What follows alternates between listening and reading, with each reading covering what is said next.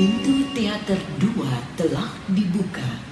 Para penonton yang telah memiliki karcis dipersilakan memasuki ruangan teater.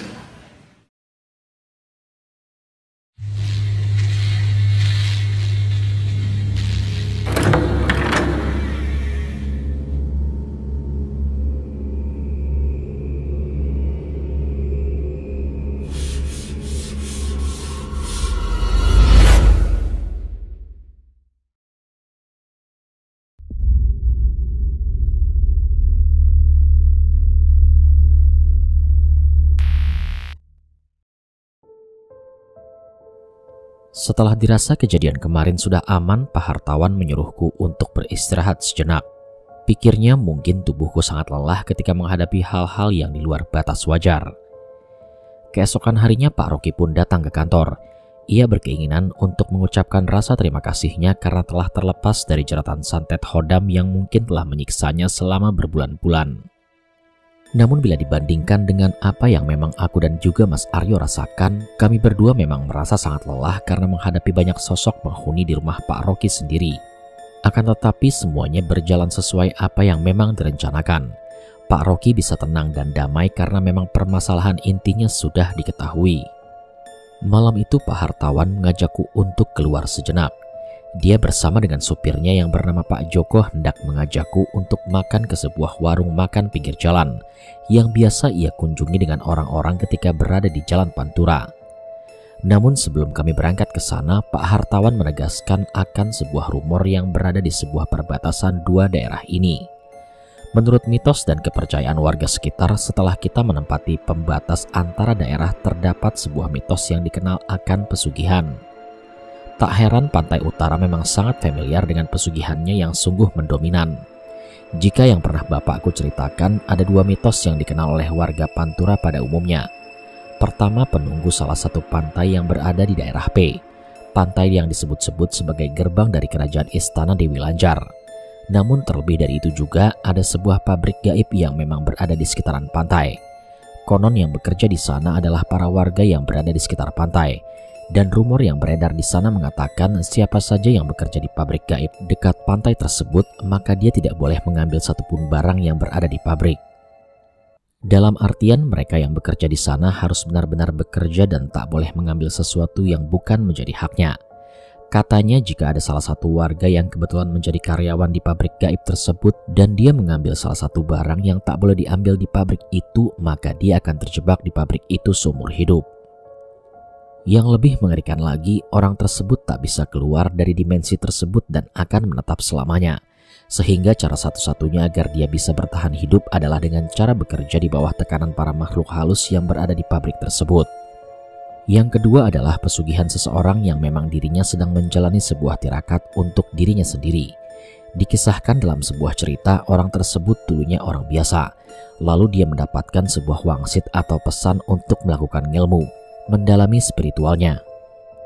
Namun suatu hari dia melakukan ritual tersebut di luar batas wajar hingga dirinya menghilang dan keberadaannya sering membuat warga bertanya-tanya. Sesuatu yang terhubung dengannya ketika para warga mendapati apa yang memang bersifat aneh. Warga tersebut tak boleh menerimanya secara cuma-cuma.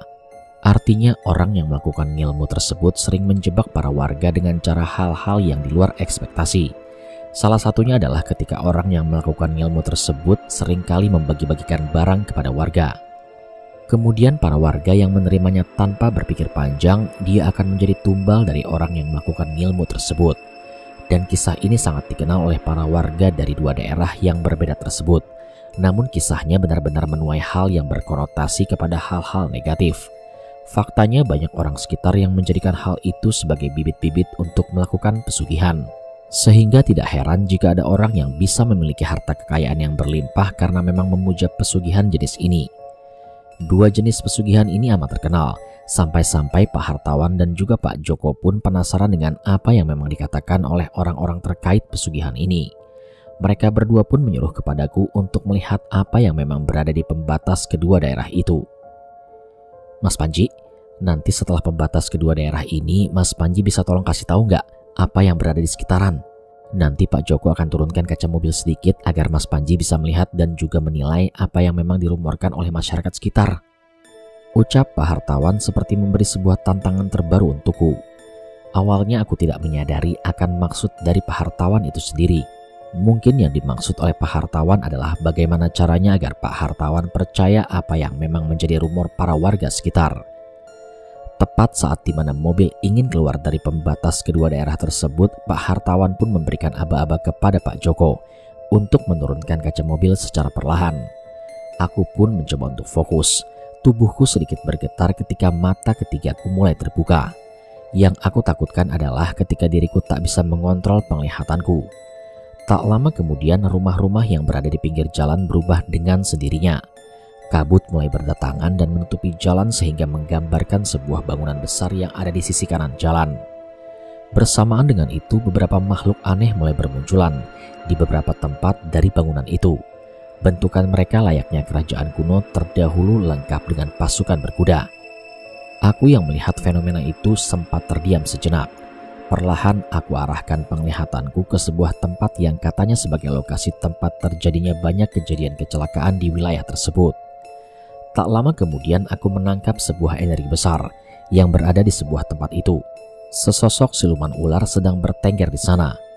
Ia melilitkan ekornya ke sebuah bangunan dan memperhatikan lalu lalang mobil yang bergerak ke arah berlawanan. Bentukan siluman ular yang kudapati mirip seperti apa yang pernah dikatakan oleh ayahku. Coraknya yang berwarna emas dengan sisik-sisik yang berkilauan serta suara desisannya yang sangat kuat untuk bisa didengar oleh orang-orang yang memang mengetahui keberadaannya. Pak Hartawan pun mulai menanyakan apa yang baru saja aku lihat. Gerak-gerik dari mimik wajah Pak Hartawan seperti khawatir dengan apa yang baru saja aku lihat. Pasalnya tak semua orang mampu melihat keberadaan sosok siluman ular yang dimaksud. Dan setelah aku mengamati secara seksama, ternyata mereka adalah sosok yang berada di sekitaran Jalan Pantura yang memang kerap mengganggu kenyamanan para pengendara. Faktanya ada beberapa oknum yang sengaja untuk menjadikan tempat itu sebagai tempat pesugihan. Dengan tumbalnya adalah para pengendara yang melewati jalan tersebut. Tidak heran bau darah kerap tercium hingga membuat beberapa kali perutku mual dibuatnya. Pak Hartawan mulai menyadari akan hal itu. Ia pun kemudian menanyakan apa yang baru saja aku lihat dari sekitaran perbatasan Kota P dan Kota P. Mas, lihat apa mas? Aku lihat siluman ular, pasukan berkuda, orang-orang yang memiliki bentukan aneh di tengah sawah, bangunan megah dan mencium bau darah yang sangat amis. Ucapku pada Pak Hartawan. Pak Hartawan pun akhirnya membenarkan apa yang memang dikatakan olehku. Dia memperkirakan ada dua kemungkinan yang memang baru saja aku lihat. Bisa saja itu adalah bagian dari pesugihan Ratu Pantai Utara yang mana gerbangnya sendiri berada di sebuah pantai yang ada di Kota P. Lalu bisa juga itu adalah sebuah pesugihan yang memang kerap dimitoskan oleh orang-orang dan sangat masyhur sebutannya dengan sebutan Haji D. Ya sudah mas, kita makan aja ya. Tiba-tiba kepalaku langsung pusing, tubuhku langsung lemas saat dimana penglihatanku mencapai batasnya. Energi yang aku keluarkan ternyata cukup besar untuk bisa mendalami hal tersebut. Sampai-sampai pundakku terasa panas karena terlalu lama membuka penglihatanku terhadap apa yang memang ada di sekitaran. Mobil kembali melaju. Kali ini mobil melewati sebuah pabrik yang sangat fenomenal di kota tersebut. Kabarnya ada isu yang mengatakan terkait pabrik ini. Para warga mengatakan jika pabrik di kota ini ada dua. Yang satu berada di tengah kota dan yang satu lagi berada di dekat jembatan. Dan kabarnya pabrik yang berada di dekat jembatan ini sangat terkenal angker oleh warga sekitar. Sampai-sampai pernah ada beberapa warga yang pulang melewati pabrik itu. Tiba-tiba di tengah perjalanan dirinya mendapati teror yang sangat mengerikan seperti ditampakkan sosok pocong dan lain sebagainya. Dan memang benar, pabrik itu sendiri memiliki energi yang berbeda jika dilihat dari sudut pandangku. Seperti ada gumpalan energi yang kuat dan menjadi satu. Sehingga pabrik ini seperti magnet yang mampu menarik sosok-sosok yang berada di sekitaran untuk menempati pabrik itu. Setelah melewati pabrik itu, lagi-lagi hal yang sama selalu terjadi ketika aku mengunjungi sebuah rumah makan yang memang kurang bersih. Kami pun terhenti di sebuah warung pecel lele yang ada di pinggir jalan. Aku sudah memperkirakan jika Pak Hartawan ingin mengajakku untuk makan di sana. Kategori kurang bersih yang aku maksud di sini adalah warung makan yang memiliki daya pikat tersendiri bagi orang awam, namun tidak bagi orang-orang yang memiliki suatu kelebihan seperti merasakan sebuah energi aneh yang terdapat di dalamnya. Dan saat kami bertiga turun, tiba-tiba aku mendengar suara panggilan dari sekitaran warung tersebut. Suaranya lirih dan sangat menyeramkan, seolah-olah suara tersebut membuat tubuhku bergetar merinding dibuatnya. Panji, Panji. Aku terdiam. Aku tidak menoleh ke arah panggilan itu. Namun saat kalimat berikutnya diucapkan lagi, tubuhku pun merespon panggilan itu. Kamu bisa melihat aku kan? Dan saat aku melihat ke arah pepohonan yang berdekatan dengan warung itu, tiba-tiba aku melihat 3 sosok dengan wajah yang tertutup dengan rambut dan memakai busana berwarna putih kecoklatan. Panji, kamu bisa melihatku kan? Tanya salah satu dari mereka sembari menggoyang-goyangkan kepalanya. Aku terdiam sejenak. Tiba-tiba kakiku melangkah dengan sendirinya. Bibirku tergerak untuk mengatakan iya kepada mereka. Namun tak lama setelah itu, Pak Hartawan segera memanggilku. Mas, mau lele apa ayam? Tanya Pak Hartawan. Ayam aja, Pak. Dan saat aku menoleh ke arah pepohonan tadi, ketiga sosok tersebut telah menghilang. Aku pun segera mencari ketiganya. Namun mereka seperti bersembunyi di suatu tempat dan enggan menampakkan lagi wujudnya di hadapanku. Saat dimana Pak Hartawan menyuruhku untuk masuk, aku melihat hal yang janggal yang lain. Salah satunya adalah tempat di mana pemilik warung itu meletakkan piring-piring kotornya. Si pemilik warung pecel itu meletakkan piring-piring kotornya di dekat pepohonan tempat aku melihat ketiga sosok wanita berbusana putih kecoklatan. Pikirku mungkin si pemilik warung itu sengaja meletakkannya di sana karena memang sebagian hal yang ingin dilakukannya adalah agar bisa menarik pelanggan yang berada di warungnya. Aku pun pura-pura untuk tidak memperhatikan apa yang sedang si pemilik warung itu lakukan. Aku hanya fokus memainkan handphone sembari mendengarkan obrolan dari si supir dan Pak Hartawan yang menanyakan terkait hal-hal yang baru saja aku lihat selama perjalanan berlangsung. Awalnya aku tak ingin menghiraukan apa yang memang Pak Hartawan dan supir katakan. Namun semakin lama, obrolan mereka merambah ke hal-hal yang semakin sensitif. Mas, kalau kita ceritakan satu sosok itu bakal muncul nggak? Tanya supir Pak Hartawan. Bisa iya dan bisa juga enggak. Loh, kok kamu nanya gitu ke Mas Panji? Tanya Pak Hartawan dengan logat Indo-Jawanya. Ya, aku penasaran aja, Pak. Tak lama kemudian makanan pesanan kami diantarkan menuju meja yang telah kami tempati. Perlahan aku menatap wajah pemilik warung itu. Samar-samar dia sedang menyembunyikan sesuatu dan tampaknya memahami jika sedari tadi aku memperhatikannya. Monggo Mas. Oh iya Pak, matur nuwun. Saat dimana supir itu ingin memakan makanan yang telah disuguhkan, tiba-tiba tangan Pak Hartawan langsung memukul tangan supir tersebut sembari mengatakan, baca doa dulu. Iya Pak, maaf. Kami pun melahap makanan tersebut. Namun saat aku mulai makan, tiba-tiba aku mendengar suara bincang-bincang orang sedang ngobrol tepat di belakang warung. Pak Hartawan pun melirik ke arahku sembari menanyakan sesuatu kepadaku. Kenapa Mas? Gak apa-apa Pak. Aku mencoba untuk bersikap tenang di saat energi ini terus membentrokkan sesuatu yang berada di belakang warung. Pikirku ada sesuatu yang memang tak beres dengan warung ini. Kemungkinan ada dua hal. Pertama, warung ini memiliki penglaris untuk bisa menarik perhatian dari pelanggan. Kedua, bisa jadi tepat di belakang warung tersebut adalah bangunan tua yang memungkinkan menjadi sarang bagi para demit yang berada di sekitaran untuk mencoba memproyeksikan diri kepadaku atau juga dengan orang-orang yang memang sedang berada di sekitaran warung. Saat dimana supir Pak Hartawan menatapku, dia merasa ada sesuatu yang menjanggal tepat di belakangnya. Supir itu berterus terang jika selama dirinya makan seperti ada sesuatu yang memandanginya dari arah belakang warung. Mas, kok saya merasa seperti ada yang liatin saya ya dari belakang? Apa memang perasaan saya aja Mas? Tanya supir Pak Hartawan itu kepadaku. Oh itu, mungkin perasaan aja Masnya. Dan memang benar, bukan hanya aku yang merasakan kejanggalan yang luar biasa dari warung ini. Melainkan orang yang memang tidak memiliki kemampuan sepertiku juga bisa mengetahui ada yang memperhatikannya saat sedang makan. Itu menandakan warung tersebut memiliki penglaris.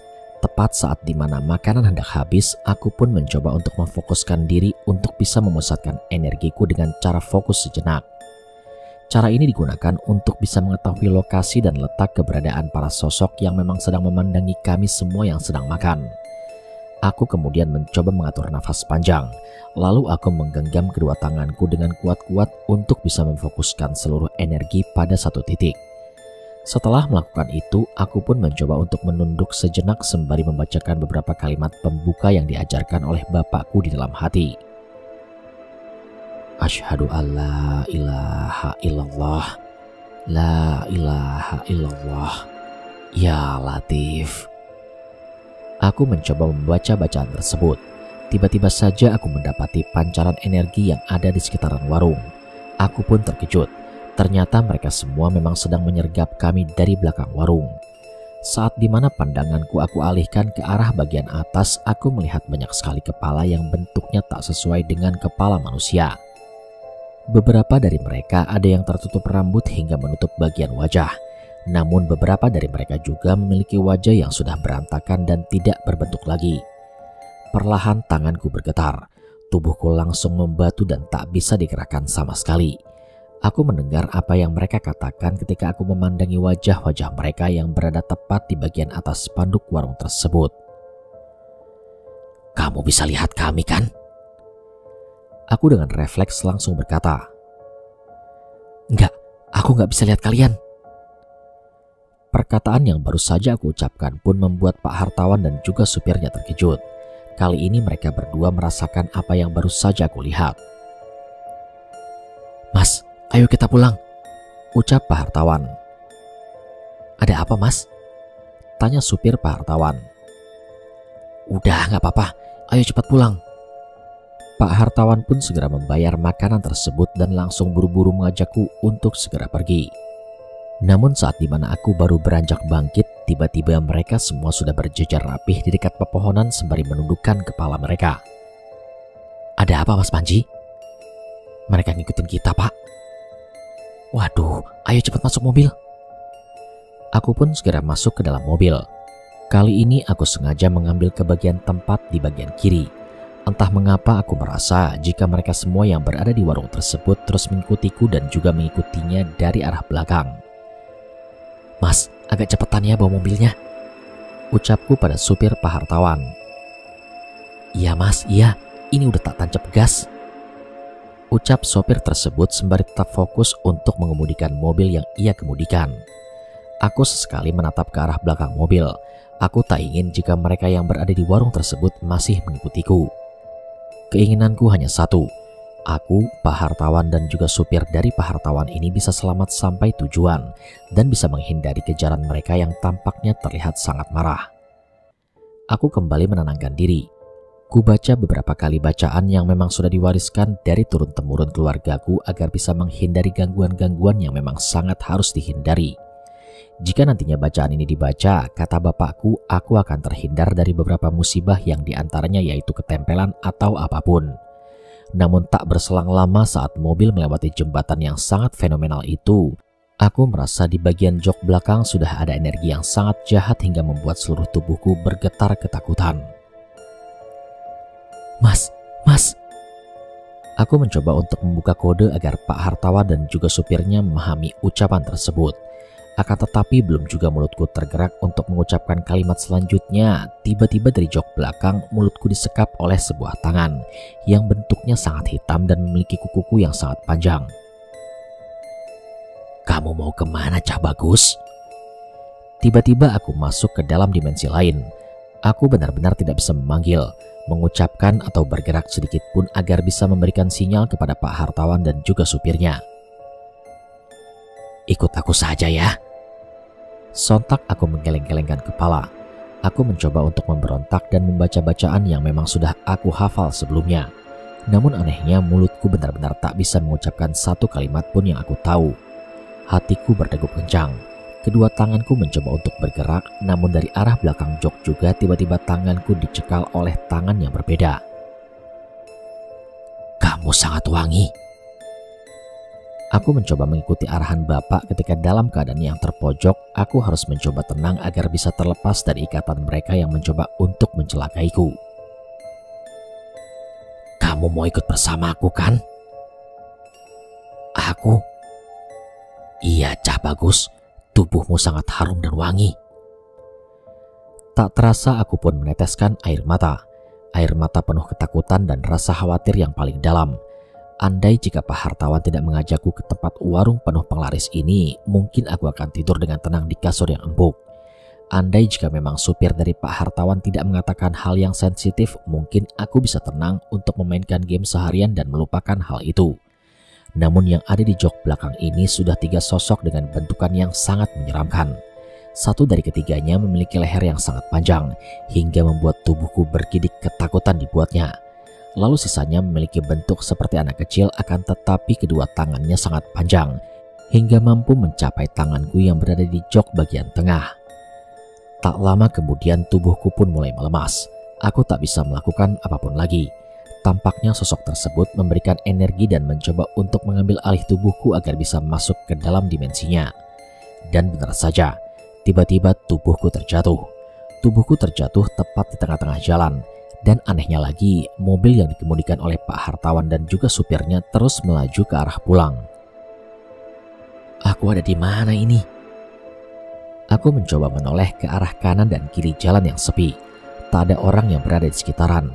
Tak ada rumah-rumah. Tak ada tanda-tanda kehidupan bagi mereka yang menempati tempat tersebut.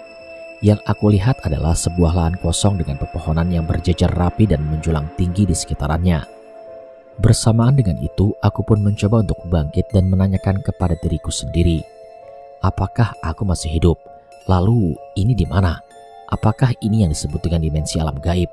Tak ada tanda-tanda kehidupan, tampak sunyi dan sepi seperti benar-benar hampa.